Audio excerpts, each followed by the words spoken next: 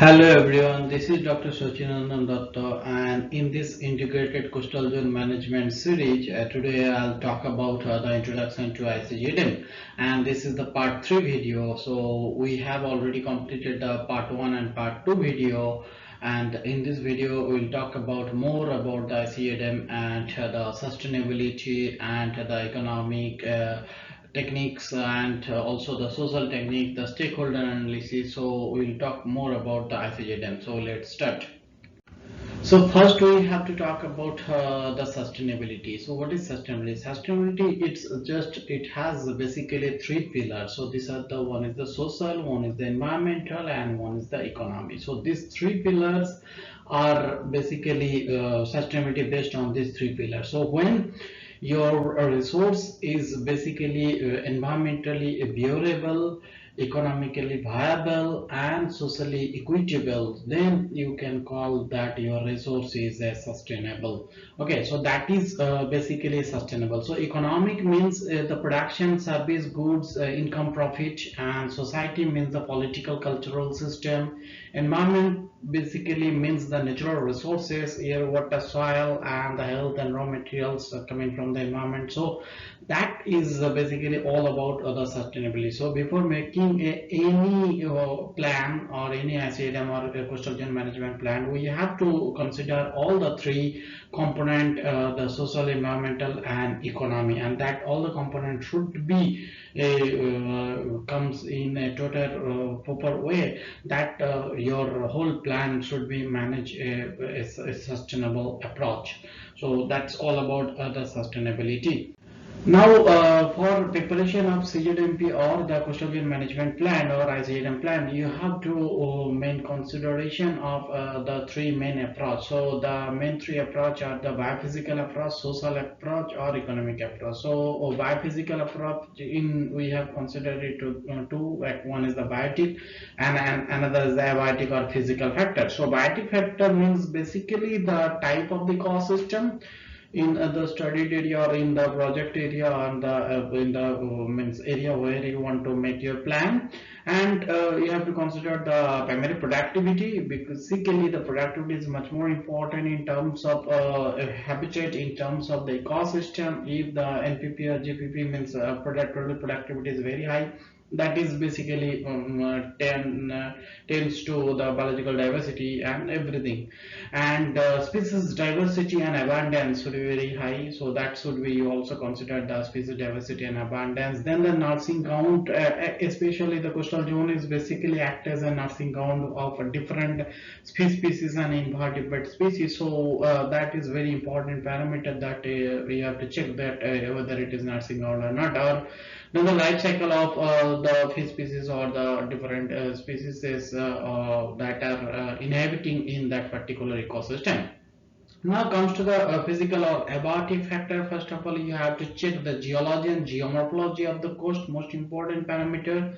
So first check the geomorphology of the coast, then you have to take the different physical parameter like the temperature, salinity, wind, current, tides, sea level. So these are the much more physical parameter. Then check the salinity of that particular region. Then the nutrient, sodium means nutrient, check the nutrient. Then NPK or iron, different nutrient that is much more important for the productivity of the system. And then the sediment type and its distribution, as the coastal zones is much more means the sediment is coming basically coming from the river input, or the and that sediment basically how it's distributed throughout the coast. And if the sediment distribution is much more, then the coast could be a accretional coast, or the coast is accreted coast. And if the sediment is disappear from the coast, it could be a erosional coast. And there will be lots of the physical factors and biophysical factors, basically physical factor acting on the erosion and accretion of the coastline, and then the pollution of the water and also the sediment. So these are the basically physical factor or abiotic factor. Now comes to the socio-economic factor. In case socio-economic, first you have to check the demography, because the population, because the coastal zone is a highly populated area, we have already talked about it. And the economic activity, what are the economic activities are basically running in this area. and then land use land cover map, how the preparation of land use land cover map, and how the means particular area or zone or land of this particular area is used, and the resource availability, how which kind of resource are available there, and their relevant law, means the law and regulation to extraction of these resources, and the right is resource use and right, when who can use the resource and who can extract the resources, and is there any limitation, is there any means prevention, so the like the over exploitation. So if there is any prevention or the resource right, means you can't only exploit this much of resource for that particular time period, so that is very much helpful for a sustainability of the resource management, and availability of financial and also the human resources. So these are the basically comes in under the socio-economic parameter. And now comes one by one. First, biophysical. So biophysical, we have to think about the basically we have to means given much more attention to the biological diversity of this region and the natural processes that dealing with the biological diversity, means abiotic, biotic, their relationship, and natural processes and that working and basically complementary interdependence. So that is much more important. So this biological diversity and the natural process, this both are the interdependent. Okay, like the tide is playing, during the high tide the few into means biological diversity is rich on that region, and the low tide it's different pieces composition is there. So that is very important in the marine environment or coastal environment.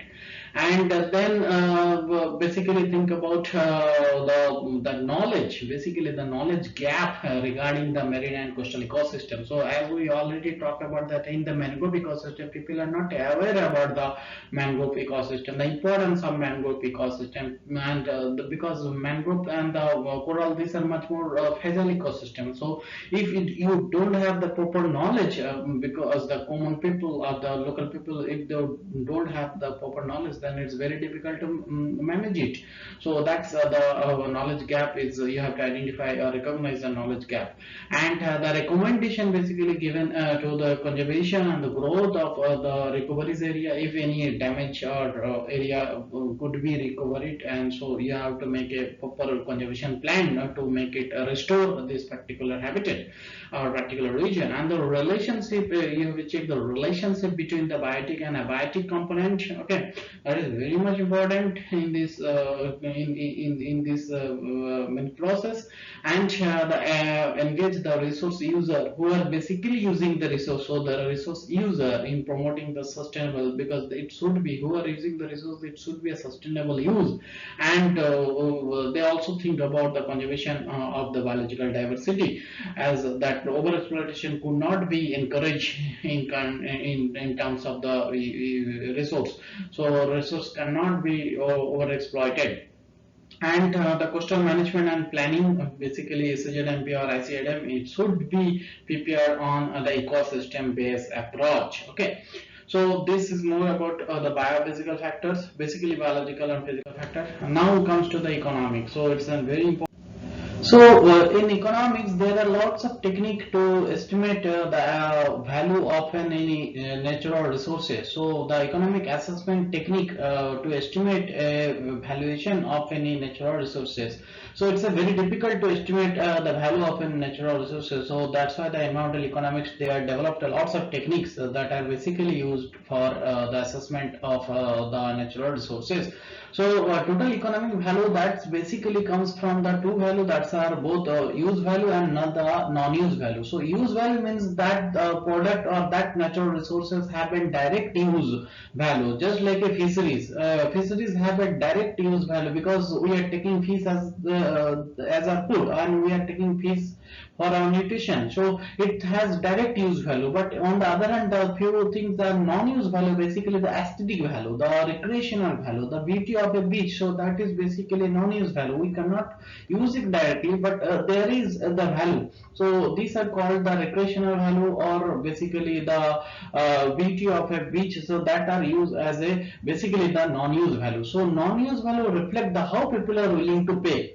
So if you want to go to a good beach or a good environment, so the people are willing to pay so more on getting the good environment or getting a good ecosystem. So that is the people willing to pay to knowing that an environmental features will continue to exist effectively. Okay, and then the area between the marginal willingness to pay, so marginal willingness to pay and the marginal opportunity cost, these are basically coming under the net social benefit. So net social benefit is basically the willingness to pay, marginal willingness to pay, and the marginal opportunity cost. Okay, and the natural resource that basically generate a social rent. So natural resource or natural things or beauty of the nature, so that is basically come as a social rent.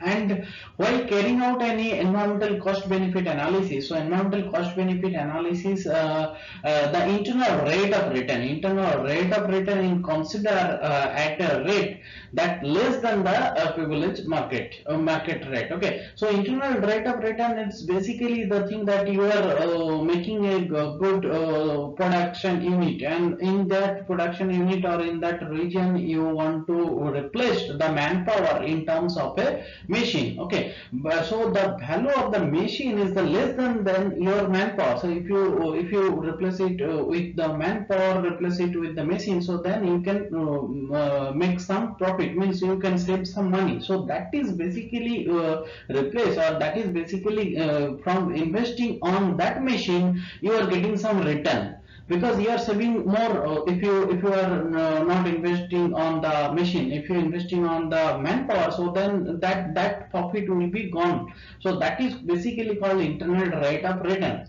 So the CAB cost benefit analysis is found out in terms of NPP, net present value of any product or of any project or of any natural resources. So that basically comes from the IRR, internal rate of return, or benefit cost analysis or benefit cost ratio. So these are the few technique. Next we also the different technique also.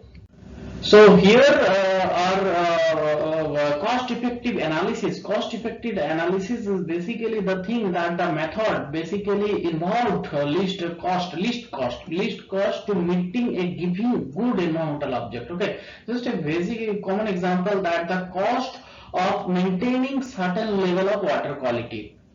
So how much you are paying, or you are spending to get a good water quality. Okay, so that is basically cost effective analysis, means you are invest a very less amount, but you are getting a very good quality from investing a low amount. So that is basically cost effective analysis. And there is the effect on production approach. So effect on production approach, that is the thing that if any production unit, you are establishing one production unit in a region. Okay, and that production unit must have a negative impact on the environment, so must have a environmental effect on that particular production. Okay, so for the negative impact of the environment from this production unit, so what is the damage to the environment? So that additional cost, environmental economists are calculated that damage, that additional cost basically comes as the consumer surplus. So for that product you are producing by damaging the environment, so that additional cost is basically comes to the consumer as a surplus. Okay, so that is called a effect on production approach. Okay, next thing is the preventive expenditure and the replacement cost. So preventive expenditure is means you are doing some expenditure, or you are willing to pay some money on the to prevent the degradation of this ecosystem. Okay, so to prevent the degradation of the ecosystem, so that is the thing basically preventive expenditure. So you are paying much more, means paying some money to prevent it, to prevent its degradation from that damage of any kind of, okay. And that is basically preventive expenditure. And the replacement cost means due to this project, due to this particular project, it's have a negative impact on the environment, and it's damaging the environment, and you want to restore it, okay. You want to replace the its in original condition, okay. So the restoration or restore its original state after it has been damaged, okay. So that is called replacement cost. So you are replacing this environment in its original state, okay. And that is the replacement cost. And then the human capital is the human is also used as a capital. Human is basically used as a unit capital. How? Yes, human health, okay. Health is wealth, we all know, okay. So if you are in good in health, and that good in health coming from the good air quality, good environment. So good environment is basically gives you a good health. If you are in good water quality, good air quality, good soil quality, then you are good health. And if you are in good health, then you are disease free. So that and if you are not in good health, means you have lots of disease will come to you. And if that disease to treatment for this disease, you are basically paying a lot. But if you are in good health, then no disease and no treatment and no money loss. So that is human is also as a capital, okay. If so, the health is basically you are making a capital. So that is all about the few techniques. So human capital. Now the hedonic price method. So hedonic method is basically the market price, direct market price for the environmental quality value. This is a simple example. So one project is building inside of a dumping ground, okay. So any project or any construction is happening in side of in beside the dumping ground, then the value of that particular project will be degraded because there is a dumping ground. So but if you convert this dumping ground into the greenery or the gardening, then the value of that particular region or particular project will be improved. Okay, it could be improved. So that is the hedonic method. So any project that is surrounding environment, if you improving the environment, then the project of valuation of the project will be improve. Just a simple example in Almoj. Almoj is very rich, means very high cost area, because the quality of this environment of that particular region is well maintained. So air quality, the water quality is very high, so uplifted.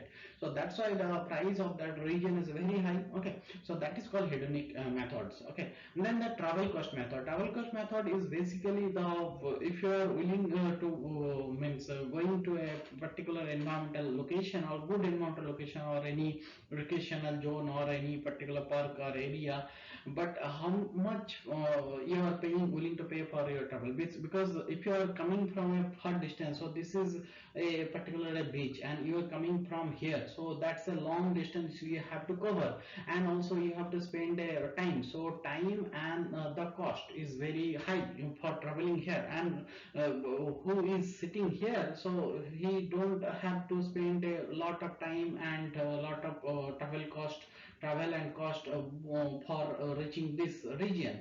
So that's why that who are coming in a public recreational site, so minimum charges to travel cost methods, who that is analogous to the entry price, okay. So who are coming from the far away, his entry price or the entry fees is low, and who are coming from the very near about, because he is not spending a lot on his travel and also not spending a lot time, so his entry fees is high. So that is basically travel cost methods, okay.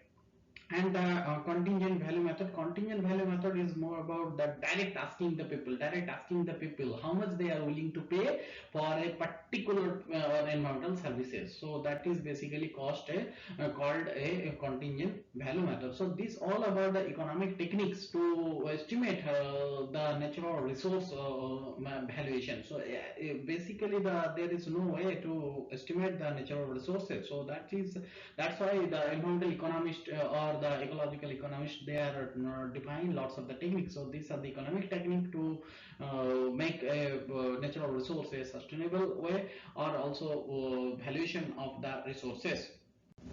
Now comes to the social. social, we basically analyze stakeholder and assessment. So stakeholder basically in the coastal zone, it's a basically multi-stakeholder approach.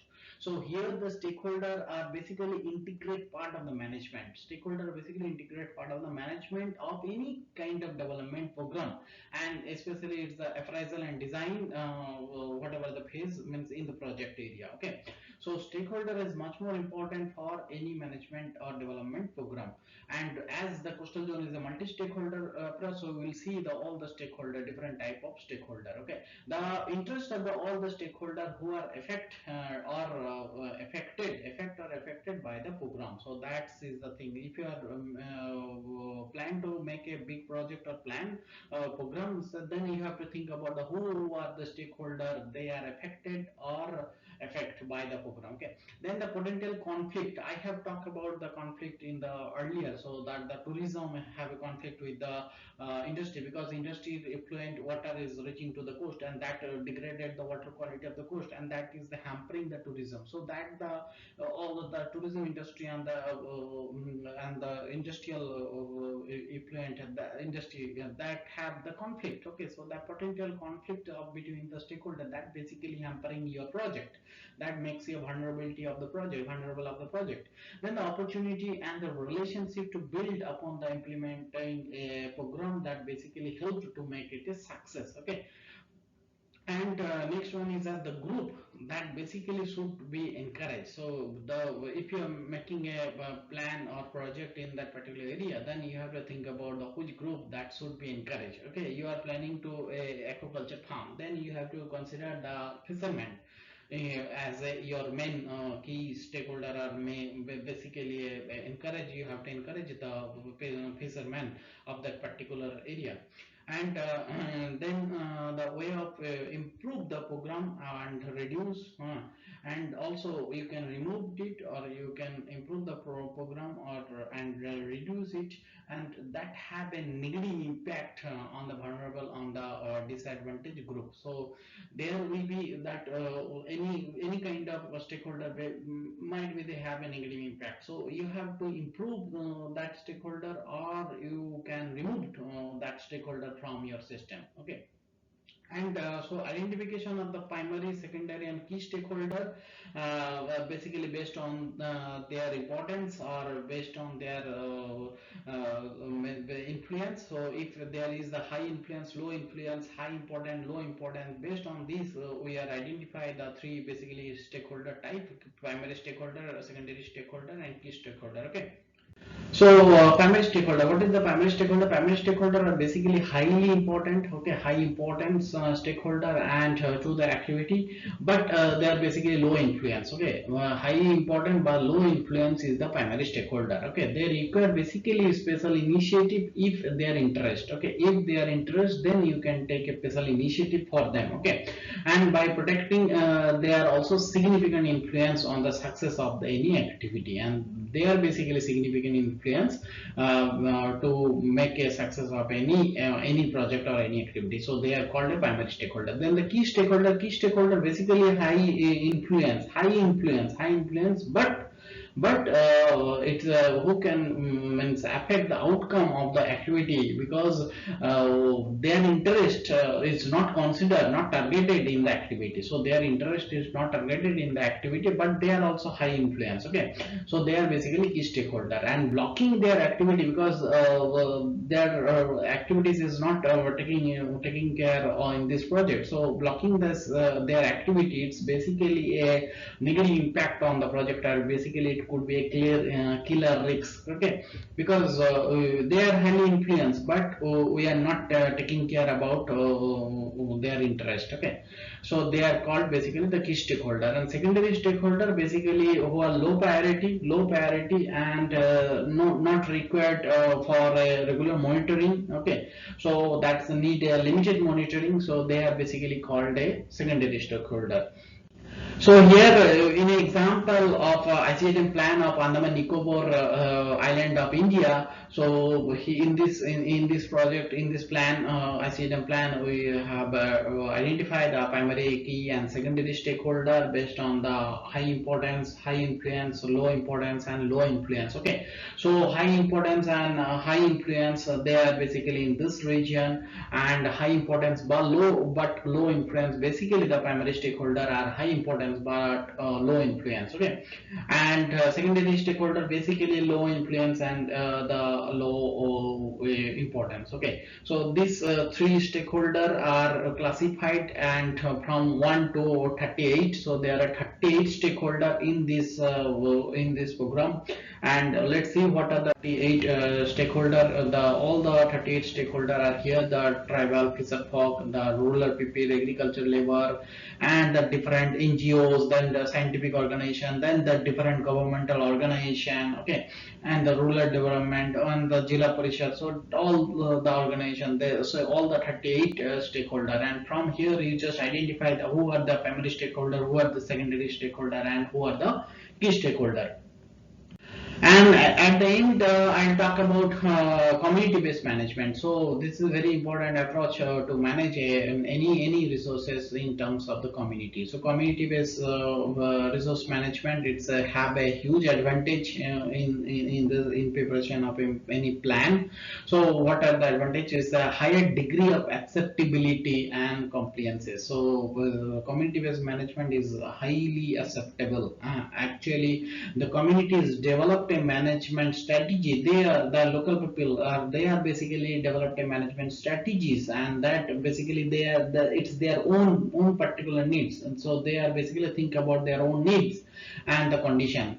Okay, and it's enable a greater degree of flexibility as they are making their own plan, and they are making they are basically manage that their own resources. So it's their plan or their management plan is much more flexible, and also it's much more modification.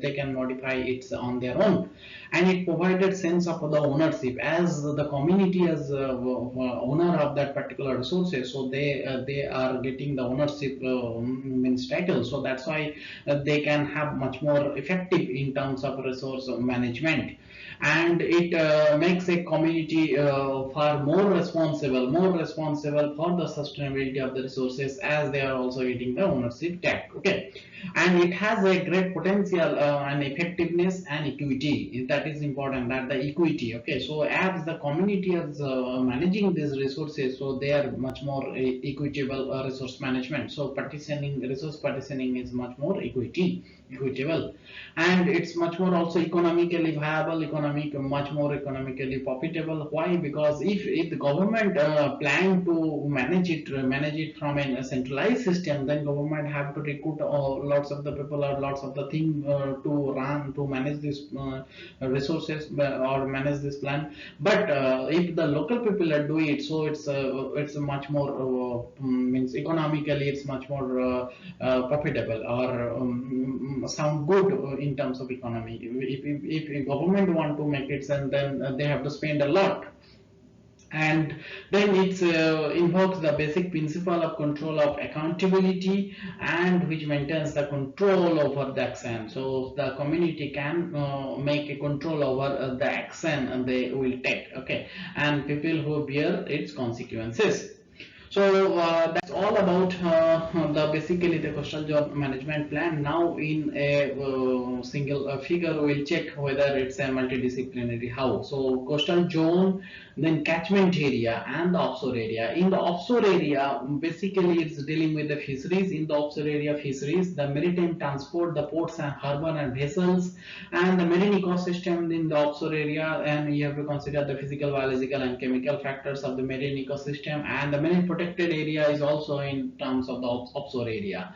In the catchment area means how the coastal zone are all the catchment are coming. So catchment area basically bringing the land-based pollution. It could be industrial or domestic land-based pollution are coming from the catchment area to the coastal zone. Okay, and the coastal zone have a human dimension, then aquaculture, tourism, the marine energy, and the aggregate material, and the ICZM or marine and spatial planning. So, human capital basically it could be terrestrial and marine heritage, and the coastal risk management. It could be erosion and sea level rise. So, erosion and sea level rise very much important for the human dimension because it's hampering, because coast is very rich in the population demography, and aquaculture it's a totally direct impact on the coastal zone, and tourism have a leisure boats or beach recreation. So tourism have an impact on the coastal zone, and the marine energy it could be oil and gas energy, or it could be wind and wave energy, tidal energy or the wave energy. Okay, and aggregate material basically dredging and disposal, and sand mining, or the gravel and the rock, or the coral beach coral mining. So these are the dredging and mining. It's coming on the aggregate materials. So that is basically approach that a coastal zone management plan basically it's a multi-dimensional or multi-stakeholder approach. So that's all the you have to consider all the component in your plan. So that's all about it. Thank you for your attention.